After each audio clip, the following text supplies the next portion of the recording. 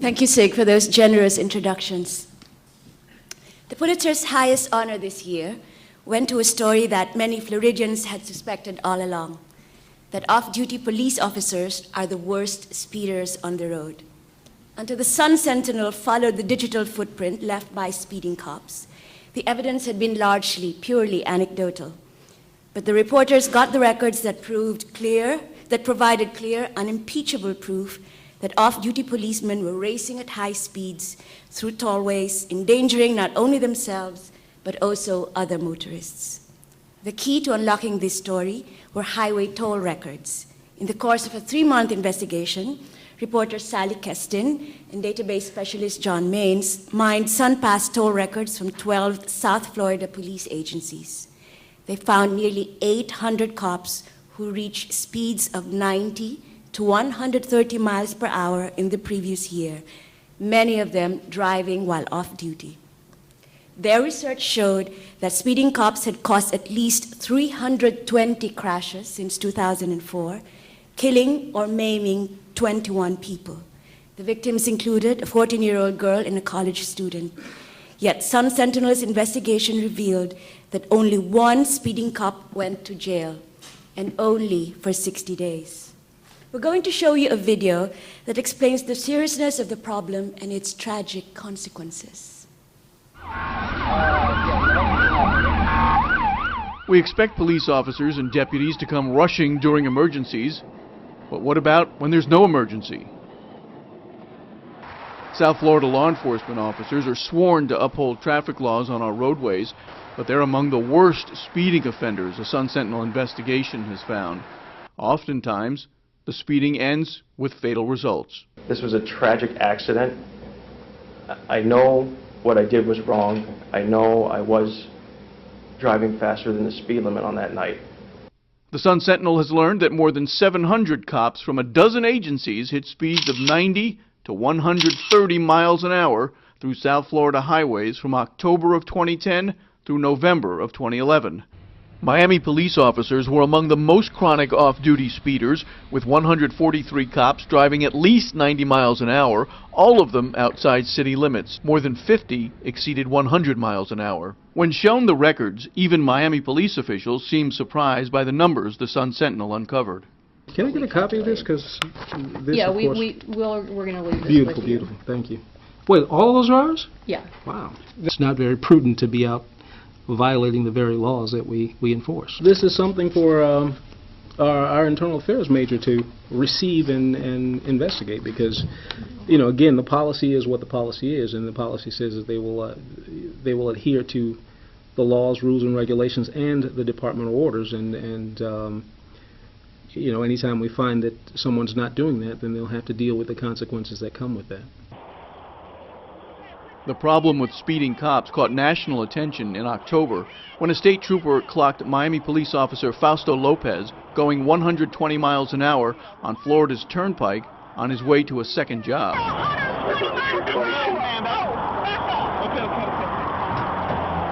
Reporting this story was not easy. State toll operators initially refused to provide the data. They ultimately released 1.1 million tollway transactions. Using these records, as well as other creative methods that we'll talk about shortly, Sally and John created an interactive database of 800 speeding cops and all the trips that they took where they exceeded the speed limit. The series generated overwhelming reader response and set a record for online page views. Some readers even submitted their own videos of speeding policemen.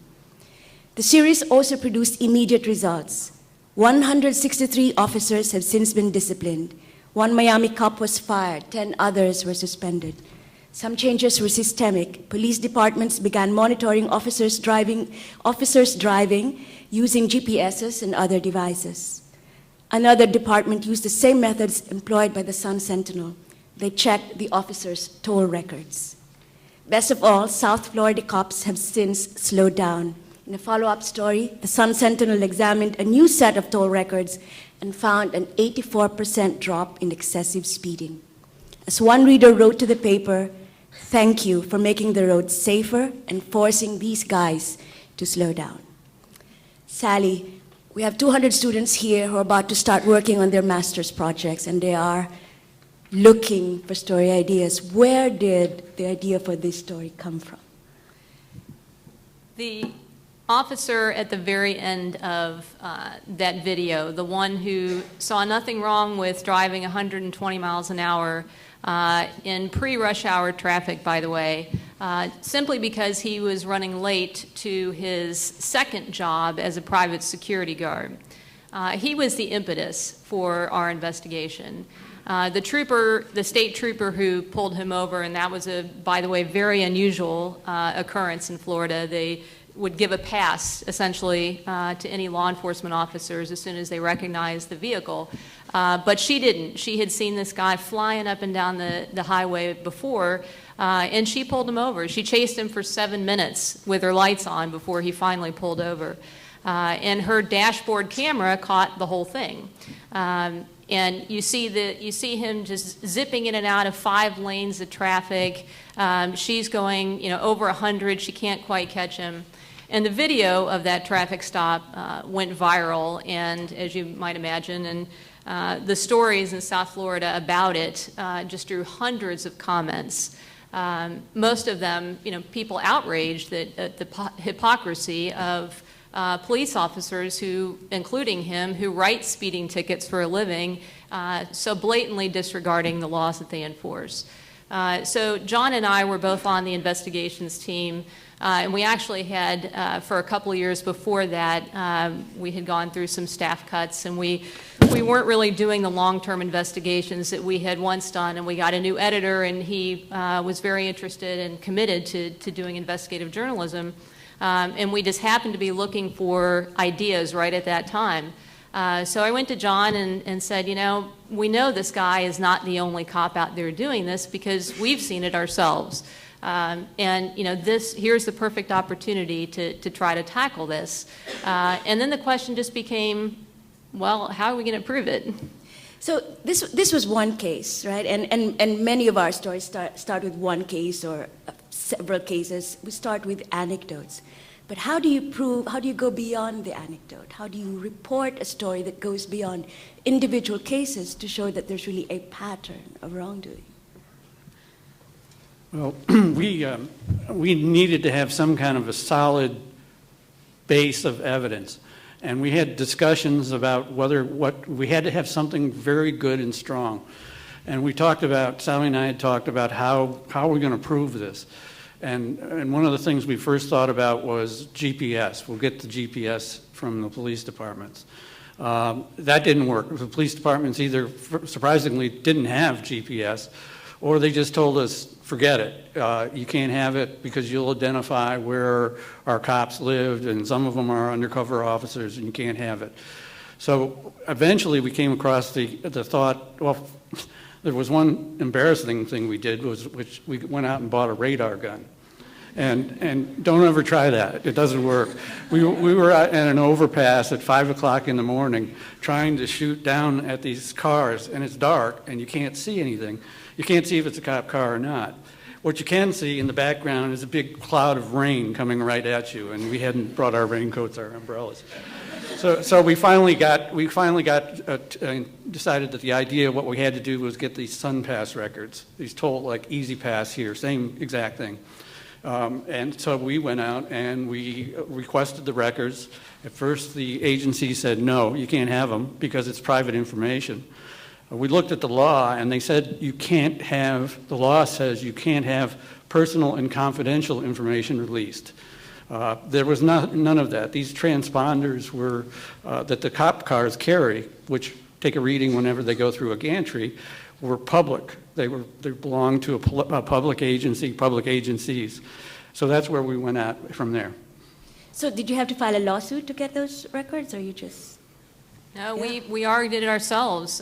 We didn't even have to get our attorneys involved. We just, as kind of a standard practice, whenever we hit a roadblock on records, we say, well, show us the specific statute that you think allows you to withhold this information. And they sent it to us. And we looked at it, and clearly it was the law that is intended to protect your credit card information when you give them credit cards to pay for your tolls. And we just wrote back, very very short response, actually, but said, you know, this has nothing to do with what we're requesting. And they, after about 3 or 4 days, said, yeah, you know, you're right. And they said it is a public record. We've never been asked for this before, but it's public. And unbeknownst to us at the time, we were actually still getting some resistance within SunPass. We learned this later because I started getting anonymous emails from someone who signed them just the Owl.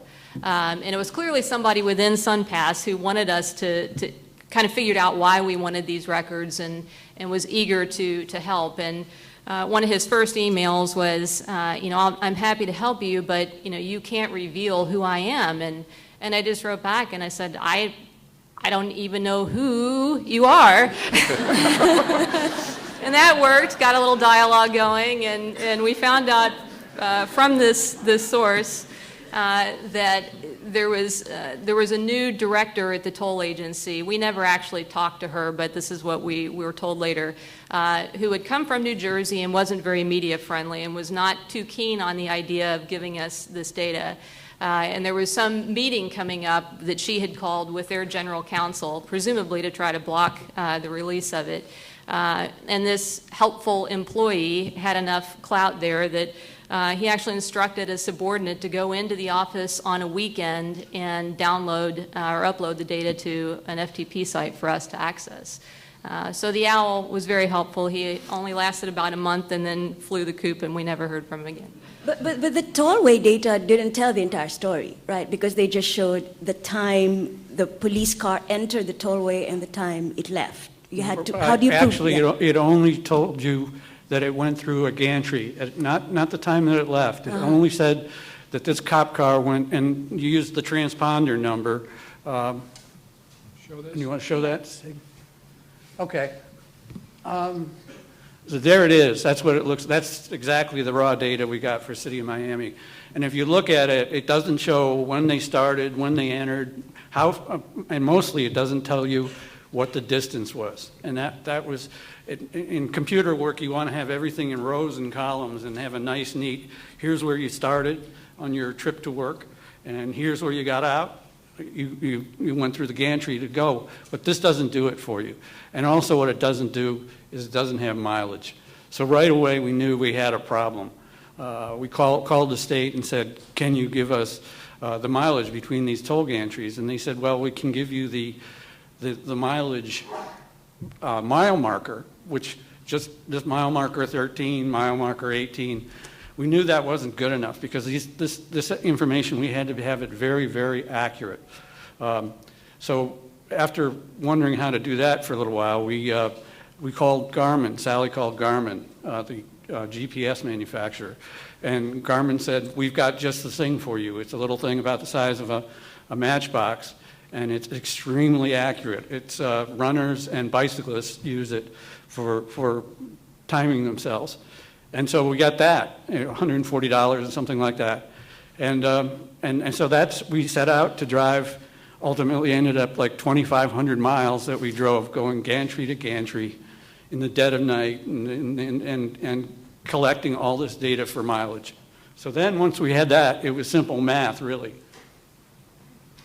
How long did that take? Just the two of you collecting for each gantry the mileage record? It turned out to be a lot more time-consuming than we initially envisioned, partly because it was impossible to not get run over by another aggressive South Florida driver and do it yourself, because you had to slow down enough to mark the exact spot underneath the toll gantry.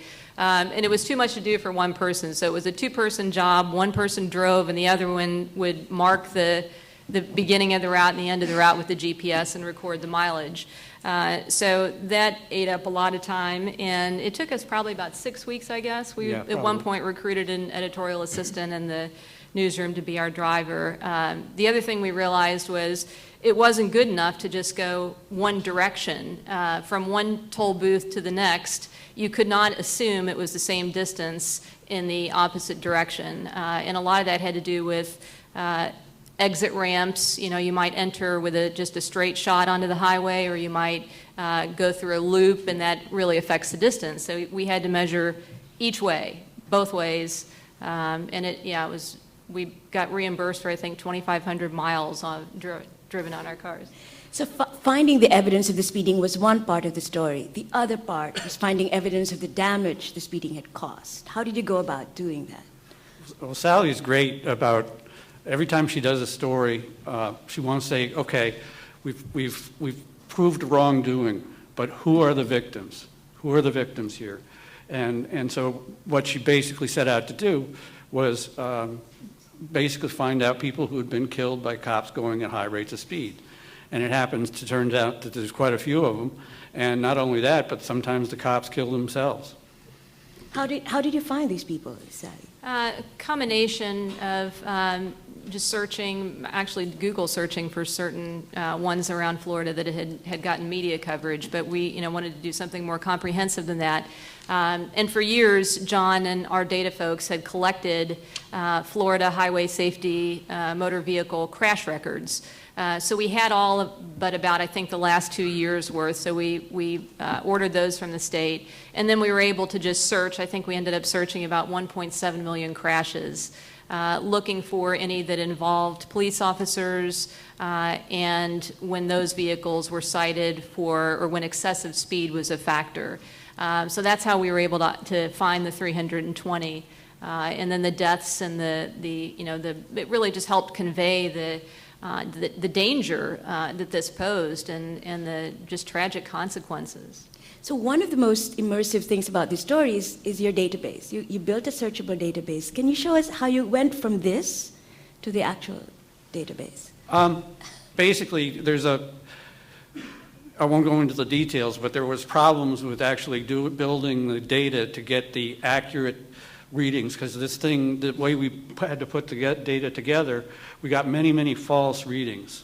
And it ballooned up from 1 million to 4 million records. And there was nothing we could do about that. We just had to figure out a way to fix it so that we got really true and accurate numbers. And that's what it looks like in the end. And you can see now the Plaza 1, Plaza 2, that's the start and the stop, and then the distance, and then the speed calculation. So you had 4 million records like this? It ended up basically, when I say false reading, sort of like a house of mirrors. When you go in and there's all these mirrors, which is the real person, which is the real number. Yeah. That's how it ballooned up to 4 million. And this is how it looked like on the website? This is something we always do these days. This is a searchable database that the user can use. It's really no good for me. For my analysis, I'm using Microsoft Access and SQL Server, for those that you know that, and Excel. But we always want to build something that people can go to our website and play with, basically. And so this is that, where you could plug in a police station agency or a county, or even you could type in a transponder number. And the site got a lot of traffic, and we think it was probably cops looking at their fellow cops. Because the transponder doesn't actually identify the cop, right? No, and one thing we initially thought we'd get the names of all the cops. That proved too difficult, really. We knew the one speeder, the guy that started the whole project.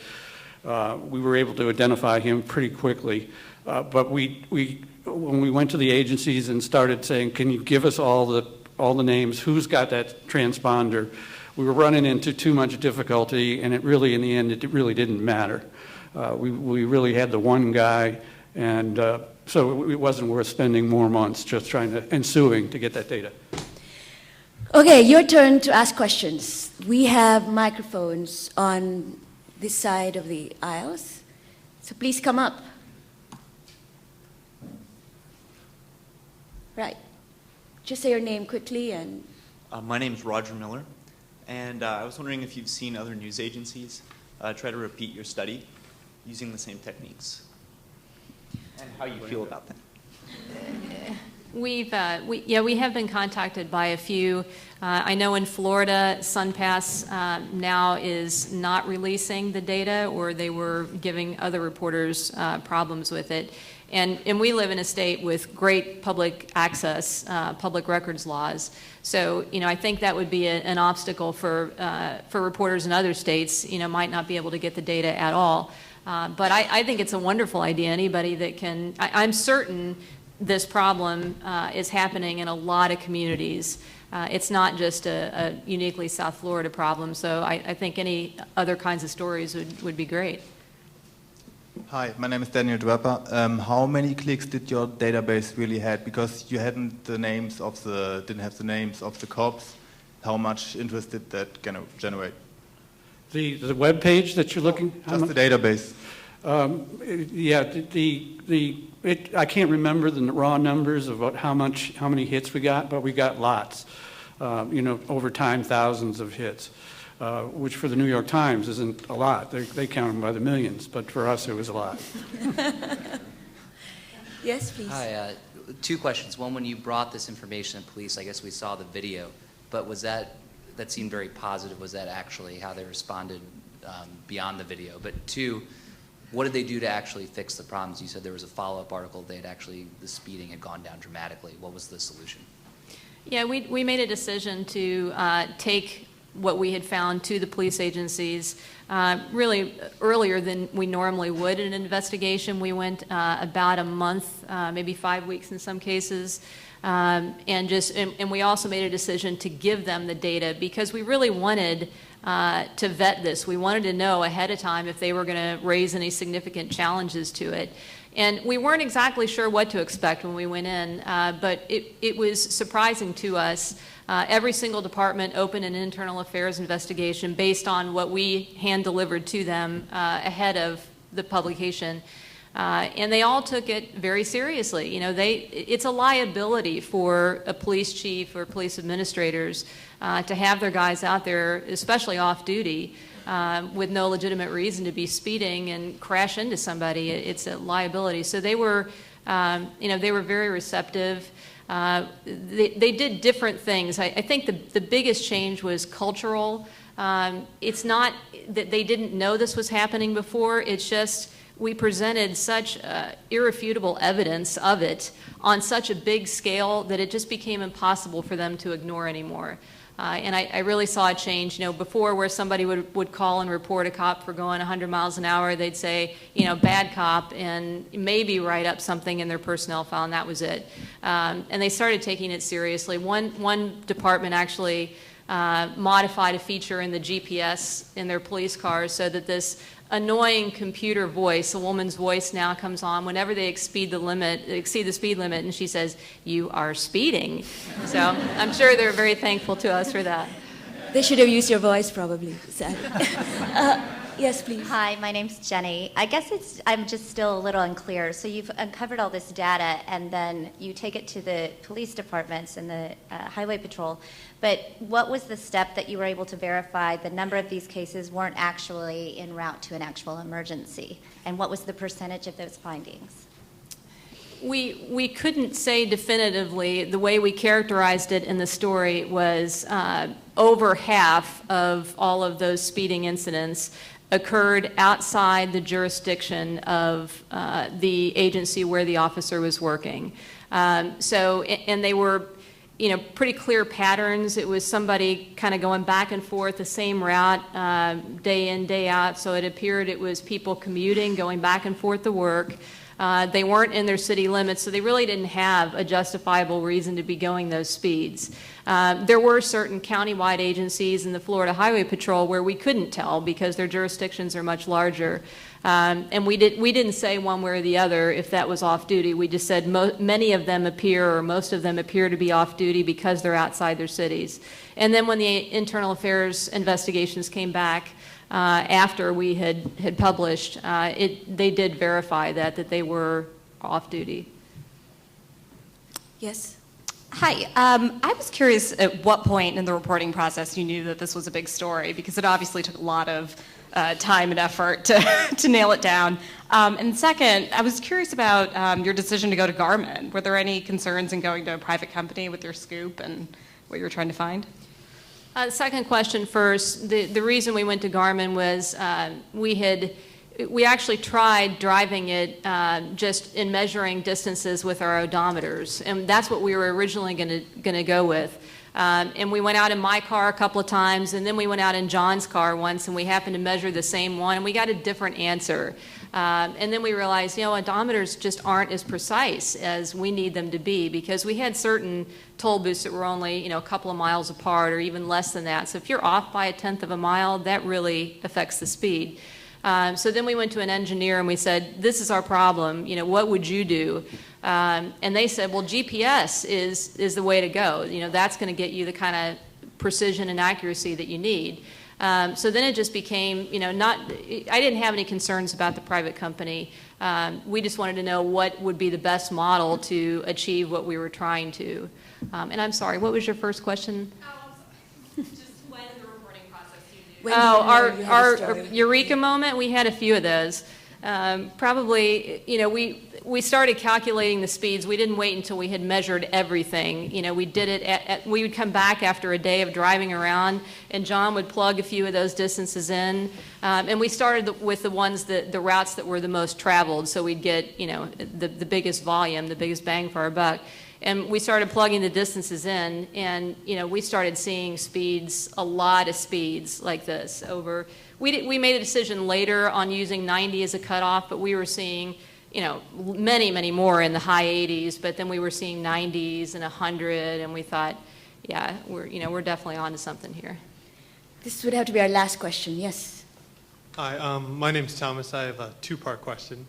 Last two They're both questions. based on data. One is when you were calculating the speeds from sort of one toll plaza to another, did you take into account the deceleration and acceleration that would have to happen?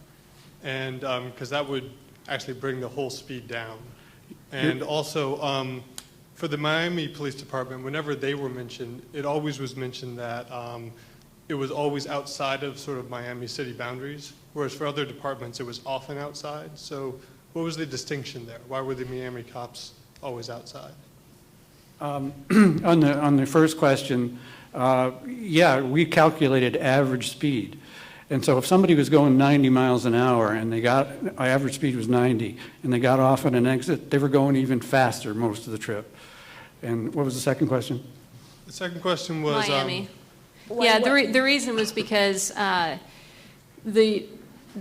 all of the toll roads that the Miami cops were riding on, they were all outside the city limits. So if you had any toll transactions for the city of Miami, they were automatically outside the city. Some of the other departments, they were mostly outside the city, but they may have come into the city for some of the time, and so we couldn't say 100% with certainty that those were off duty. So that's why we phrased it that way. There just weren't any toll plazas that we included within the city limits of Miami. Very blatant speeding there.